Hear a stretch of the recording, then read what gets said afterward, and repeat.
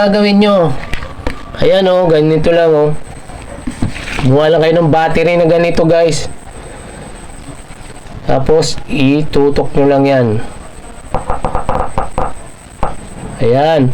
Huwag nyo yung steady dito. Kiss nyo lang. Ganito lang gawin nyo guys oh.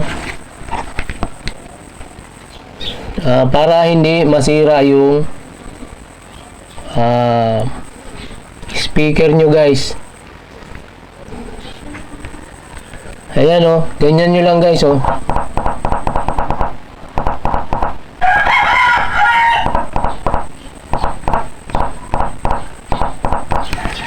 Pagka ganyan ang tunog guys, ibig sabihin okay pa yung speaker nyo, gumagana pa yung mga speaker nyo guys. Ayan, ganyan lang mag-testing ng mga lumang speaker nyo para malaman nyo rin kung gumagana